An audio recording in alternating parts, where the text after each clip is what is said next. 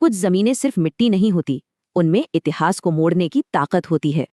पानीपत की लड़ाइयों ने हिंदुस्तान की तकदीर ही बदल दी।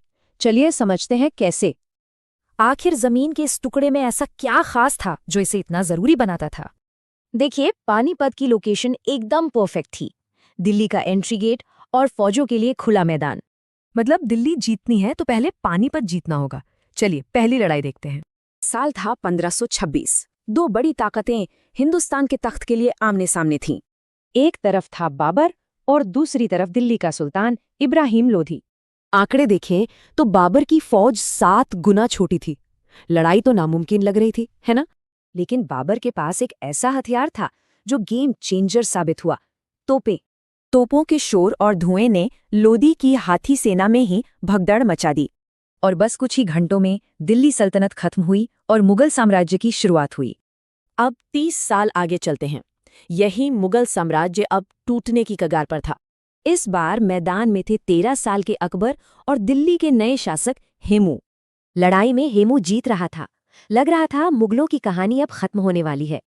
लेकिन तभी किस्मत का एक तीर चला। वो सीधा हेमू की आंख में लगा और पूरी बाजी ही पलट गई। उस एक तीर ने मुगल साम्राज्य को बचा लिया और अकबर के लंबे शासन का रास्ता साफ कर दिया। अब 200 साल और आगे चलते हैं। पानीपत एक बार फिर भारत का भविष्य तय करने वाला था। इस बार मैदान में थे मराठा साम्राज्य और हमलावर अहमद शाह अब्दाली। पर मराठे अपने घर से बहुत दूर थे। न खाने पीने का सामान, न कोई लोकल सपोर्ट। 14 जनवरी 1761 ये दिन मराठों के लिए एक भयानक हार लेकर आया।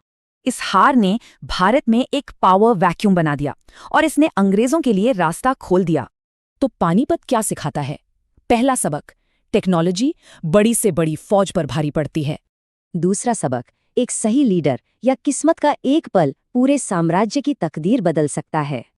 और सबसे जरूरी सबक, एकता के बिना सबसे बड़ी ताकत भी टूटकर बिखर जाती है। साम्राज्य बने और मिट गए, पर पानीपत का मैदान इन सब का खामोश गवाह बना रहा।